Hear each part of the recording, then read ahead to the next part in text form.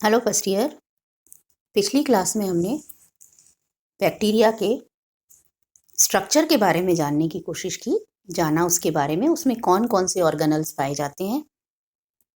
आज हम उसके रेस्पिरेशन और न्यूट्रिशन की बात करेंगे। जो बैक्टीरिया में श्वसन होता है, एक्चुअली श्वसन है क्या?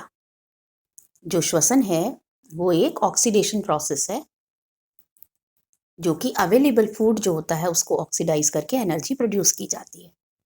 सो in respiration process oxidation of available food in bacterial cytoplasm takes place and energy is produced. जो बैक्टीरियल श्वसन होता है, बैक्टीरियल जो रेस्पिरेशन होता है, it takes place in cytoplasm, और जो अवेलेबल फूड होता है उसको ऑक्सीडाइज करके एनर्जी प्रोड्यूस की जाती है।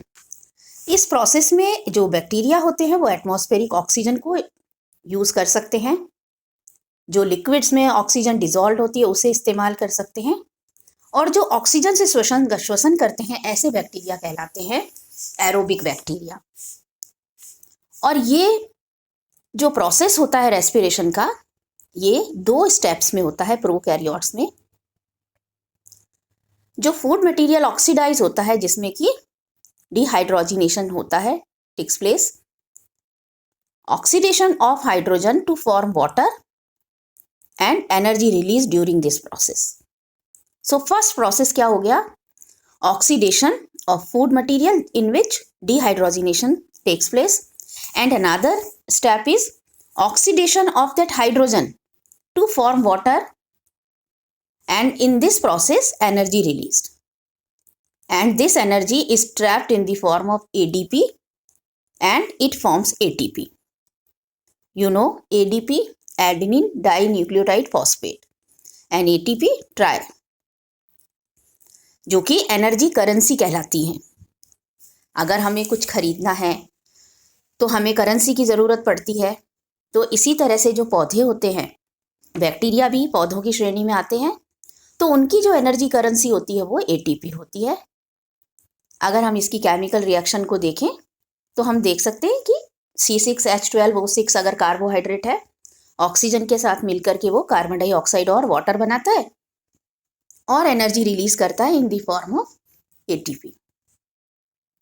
अब कुछ बैक्टीरिया जो होते हैं, they don't use oxygen for respiration. In that case they are called as anaerobic bacteria, and they can remain alive only in absence of oxygen. If we provide oxygen to them, they will die. If oxygen is not present, then they can flourish or they can survive. Even if oxygen is present, they will die. Thus, in these bacteria, during respiration, the decomposition of organic compounds takes place in the absence of oxygen only.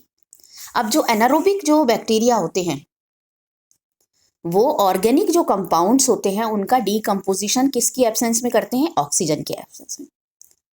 जो aerobic होते हैं वो oxidisation जो भी करते हैं, oxidise, वो oxygen की प्रेजेंस में करते हैं।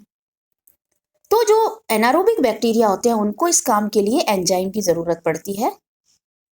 ग्लूकोज शुगर जो होती है कंप्लीटली ऑक्सीडाइज नहीं होती, इसलिए लेस एनर्जी रिलीज होती है इसमें, एनारोबिक बैक्टीरिया के केस में, क्योंकि कुछ पार्ट जो होता है एनर्जी का हमेशा हीट में कन्वर्ट हो जाता है, और कुछ बैक्टीरिया में इतनी हीट प्रोड्यूस कर दी जाती है कि वो जहां जिस फील्ड में वो होते हैं वो बर्न हो जाता है। So in some bacteria the amount of heat produced is so much that the fields in which these bacteria are present get burned. इतनी भी कई में एनर्जी प्रोड्यूस हो जाती है। तो जो बैक्टीरियल श्वसन है वो 2 प्रकार का हो गया, एरोबिक और एनारोबिक।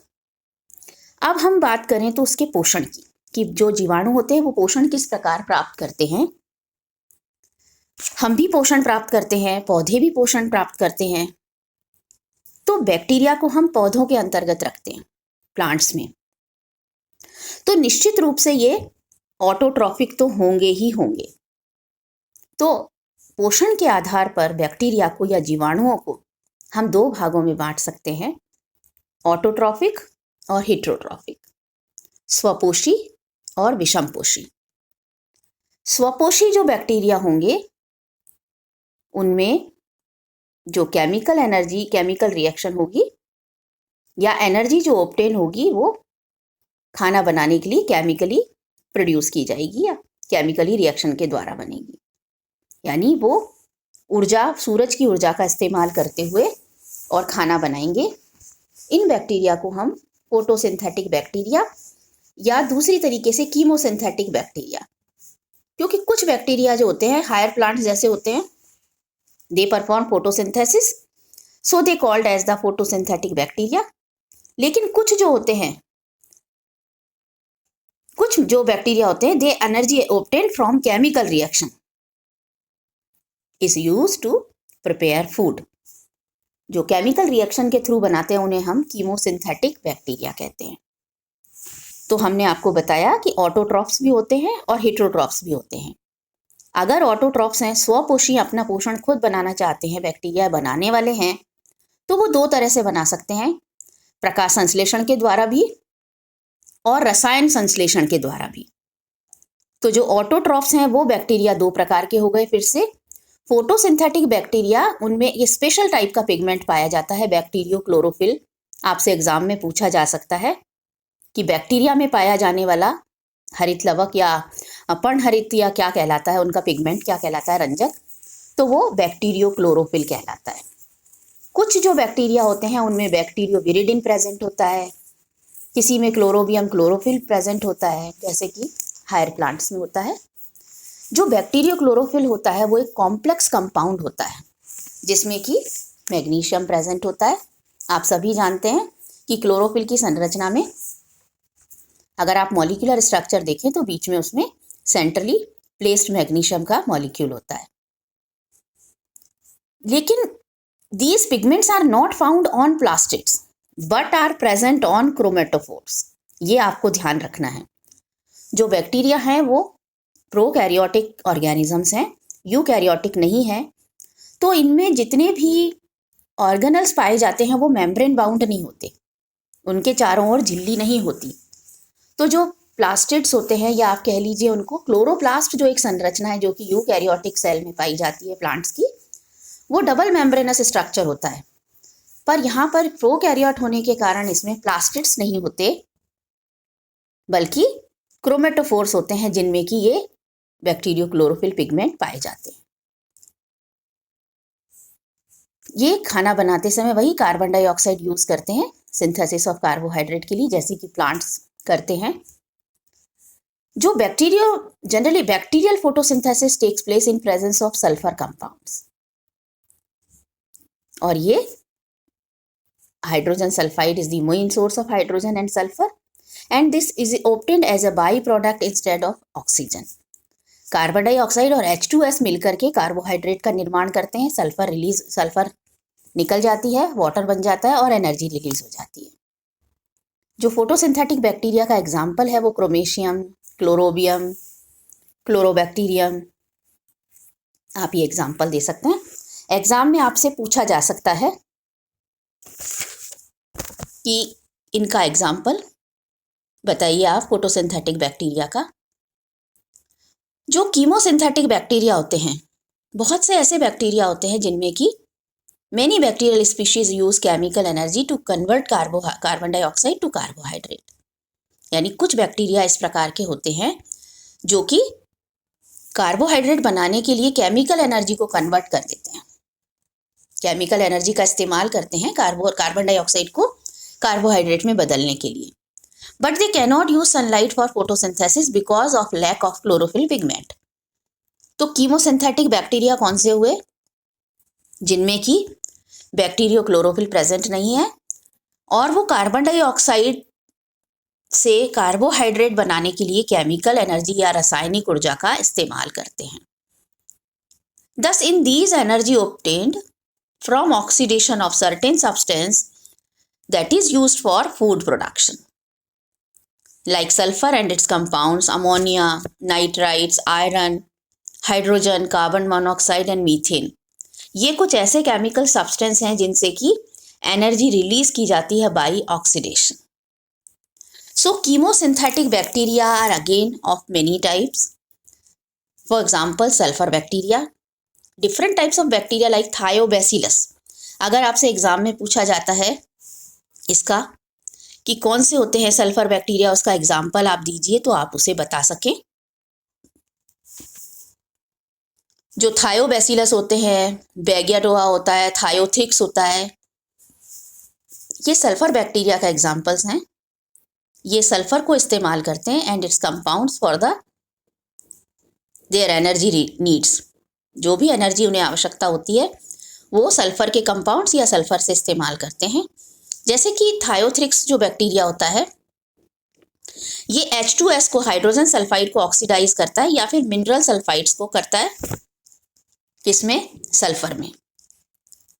हाइड्रोजन सल्फाइड जो है वो ऑक्सीजन की प्रेजेंस में सल्फर में ऑक्सीडाइज हो जाती है और साथ में वाटर मॉलिक्यूल बनके और 122.2 किलो कैलोरी के आसपास वो एनर्जी को रिलीज कर देते हैं। This sulphur gets accumulated in the bacteria. और ये जो सल्फर होती है ऑक्सीडाइज जो होने के बाद में सल्फर मिली है उसको बैक्टीरिया को, वो इकट्ठी हो जाती है बैक्टीरिया में और पानी के साथ मिलके, ऑक्सीजन के साथ मिलके सल्फेट का निर्माण कर देती है जब भी उसको ज़रूरत पड़ती है और एनर्जी को रिलीज कर देती है। About just double of the energy, 248.4 kilo calorie के आसपास उसको एनर्जी मिल जाती है बैक्टीरिया को और उसके सारे काम हो जाते हैं। हर काम को करने के लिए जैसे हमें एनर्जी की आवश्यकता होती है ऐसी बैक्टीरिया को भी होती है। तो सल्फर बैक्टीरिया हाइड्रोजन सल्फाइड से या मिनरल सल्फाइड से एनर्जी लेते हैं। आयरन बैक्टीरिया जो होते हैं वो बहुत प्रकार के होते हैं जो कि फेरस कंपाउंड्स को फेरिक कंपाउंड्स में चेंज करके ऑब्टेन करते हैं एनर्जी को, जैसे कि लेप्टोथ्रिक्स है, फेरोबैसिलस वगैरह। इस प्रकार के जीवाणु होते हैं जो कि आयरन के जितने भी फेरस जिनमें होती है आयरन की वैलेंसी, वो फेरिक में उसको कन्वर्ट कर देते हैं और फिर एनर्जी को रिलीज करते हैं। जो हाइड्रोजन बैक्टीरिया होते हैं वो they convert hydrogen to water and use the energy obtain from it for chemical synthesis like bacillus, स्पेंटोट्रोफस एंड हाइड्रोमोनास। हाइड्रोजन ऑक्सीजन मिलके वाटर मॉलिक्यूल बनाते हैं और एनर्जी को रिलीज कर देते हैं। जो नाइट्रीफाइंग बैक्टीरिया होते हैं ये नाइट्रोजन कंपाउंड से एनर्जी को ऑब्टेन करते हैं। ये दो प्रकार के हो सकते हैं। एक वो होंगे बैक्टीरिया जो कि अमोनिया को नाइट्राइट में बदलेंगे जैसे नाइट्रोसोमोनास। दूसरे वो होंगे जैसे कि बैक्टोडर्मा है, नाइट्रोबैक्टर है, नाइट्रोकोकस है।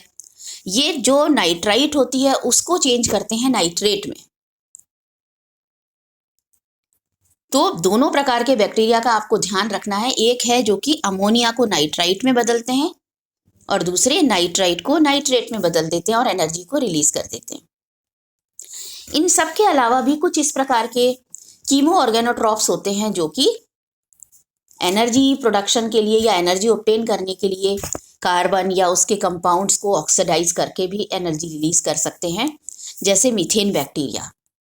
जो मीथेन बैक्टीरिया होते हैं वो मीथेन गैस को क्या करते हैं, कार्बन डाइऑक्साइड और वाटर में चेंज कर देते हैं और एनर्जी रिलीज करते हैं। लैक्टोबैसिलस एक मीथेन बैक्टीरिया का एग्जाम्पल है, एसिटोबैक्टर भी, मिथेनोकॉकस भी, ये सब मीथेन बैक्टीरिया के एग्जाम्पल्स हैं जो कि मीथेन को कार्बन डाइऑक्साइड और वाटर में कन्वर्ट करके एनर्जी रिलीज करने का काम करते हैं। जो कार्बन बैक्टीरिया होते हैं वो कार्बन मोनोऑक्साइड को ऑक्सीडाइज करके और कार्बन डाइऑक्साइड में कन्वर्ट कर देते हैं और एनर्जी को रिलीज करते हैं। ये कुछ ऑटोट्रॉफ्स की बात आज हमने की अभी इसमें कि ऑटोट्रॉफिक जो बैक्टीरिया होते हैं वो किस किस प्रकार से नेचर में देखने को मिलते हैं हमें और कैसे वो अपना पोषण प्राप्त करते हैं। जो दूसरी प्रकार के हैं वो हेटेरोट्रॉफिक बैक्टीरिया होते हैं, जैसा कि इस शब्द से मालूम हो रहा है। Many bacteria species are heterotrophic in nature, जो कि विषम पोषी होती हैं। वो अपना खाना खुद नहीं बना सकते, वो दूसरे से ऑब्टेन करते हैं अपना खाना या दूसरे जो प्रिपेयर किया है फूड उसको काम में लेते हैं। ये they cannot use solar energy for preparing food. इस प्रकार के जो बैक्टीरिया होते हैं वो bacteria dissolve complex organic compounds with the help of enzymes and then absorb them. ऐसे जो बैक्टीरिया हेटेरोट्रॉफ्स होते हैं वो क्या करते हैं, ऑर्गेनिक कंपाउंड्स को डिसॉल्व करते हैं और फिर उनको एंजाइम्स की मदद से एब्जॉर्ब कर लेते हैं। इनकी जो कैटेगरी अगर आप देखें हेटेरोट्रॉफिक बैक्टीरिया की, तो वो मृतोपजीवी हो सकते हैं जैसे सेप्रोफाइटिक, वो सहजीवी हो सकते हैं सिम्बायोटिक, या वो परजीवी हो सकते हैं पैरासिटिक। तो हेटेरोट्रॉफिक बैक्टीरिया की 3 श्रेणियां हैं, सैप्रोफिटिक, सिम्बायोटिक एंड पैरासिटिक। जैसा कि नाम से हमें मालूम हो रहा है कि जो सैप्रोफिटिक होंगे वो डेड ऑर्गेनिक मैटर से या डिके जो मैटर होता है उससे खाना प्राप्त करते हैं। ये कॉम्प्लेक्स ऑर्गेनिक जो कंपाउंड्स होते हैं उनको सॉल्युबल फॉर्म में ले आते हैं पहले अपने एंजाइम्स की मदद से, और फिर उनको वो एब्जॉर्ब करते हैं। तो जो सेप्रोफाइट्स होते हैं वो अपना पोषण डेड ऑर्गेनिक मैटर से प्राप्त करते हैं। अब ये डेड ऑर्गेनिक मैटर जो डिकम्पोजिशन है प्रोसेस उसका, वो कार्बोहाइड्रेट और प्रोटीन्स का होता है। तो ये भी अगर आप इनको अलग अलग पढ़ना चाहें तो आप कह सकते हैं the process of decomposition of proteins and carbohydrates by these bacteria is called putrefaction and fermentation respectively. यानी अगर जो बैक्टीरिया है वो प्रोटीन को डिकम्पोज करते हैं तो उस प्रोसेस को हम बोलते हैं पुट्रीफैक्शन, और उसके दौरान पेप्टोन्स और पेप्टाइड्स बनते हैं। आपने कभी किसी भी प्रोटीन की चीज़ को अगर आप देखें डिकम्पोज या सड़ते हुए, अगर आप उसे ख़त्म होते हुए देखेंगे, डीके होते हुए, तो उसमें से बहुत अजीब सी स्मेल आती है। वो पेप्टोन और पेप्टाइड्स के कारण होती है। तो अगर इनका जो ये बैक्टीरिया होते हैं सैप्रोफिटिक, अगर ये नेचर में नहीं हो तो डिकम्पोजिशन का प्रोसेस ही नहीं हो पाए। तो जो जनरली प्रोटीन्स का डिकम्पोजिशन होता है उसको हम पुट्रीफैक्शन कहते हैं, और कार्बोहाइड्रेट्स का जो होता है डिकम्पोजिशन उसे हम फर्मेंटेशन कहते हैं। एग्जाम में आपसे ये पूछा जा सकता है। जो सेप्रोफिटिक बैक्टीरिया होते हैं वो आप इनको 2 उसमें कैटेगरी में फिर से डिवाइड कर सकते हैं, फैकल्टेटिव एंड ऑब्लिगेट। ये जो शब्द है जब आप फंजाई पढ़ेंगे तभी भी आपको हम बताएंगे। फैकल्टेटिव का मतलब होता है विकल्पी परजीवी, और ऑब्लिगेट का मतलब होता है अविकल्पी, यानी जिनके पास कोई विकल्प नहीं है। तो अगर ऐसा सैप्रोफाइट है तो वो सिर्फ सैप्रोफिटिकली रह पाएगा, लेकिन जो फैकल्टेटिव या झूठा जो या विकल्पी जो होगा वो बेसिकली परजीवी होगा, लेकिन वो दिखा रहा है कि मैं ऐसे भी रह सकता हूँ सैप्रोफिटिकली भी। यानी झूठे सैप्रोफाइट यानी सच्चे पैरासाइट। तो ये सैप्रोफाइट की 2 श्रेणी हो गई, फैकल्टेटिव एंड ऑब्लिगेट। देन अगर हम सिम्बायोटिक बैक्टीरिया की बात करें तो rhizobium is the best example for this, जो कि लेग्यूमिनस प्लांट्स की जड़ों में रहता है ये बैक्टीरिया, और पूरे सहजीवन के साथ में उससे रहता है। वो प्लांट को नाइट्रोजन कंपाउंड्स देता है और उससे वो पोषण प्राप्त कर लेता है, शेल्टर ले लेता है उससे, in turn provide shelter and carbohydrate nutrition. तो जो सिम्बायोटिक बैक्टीरिया है लाइक राइजोबियम जो कि लेग्यूमिनस प्लांट्स में है, वो एक बहुत अच्छा एक सिम्बायोटिक बैक्टीरिया का एग्जाम्पल है।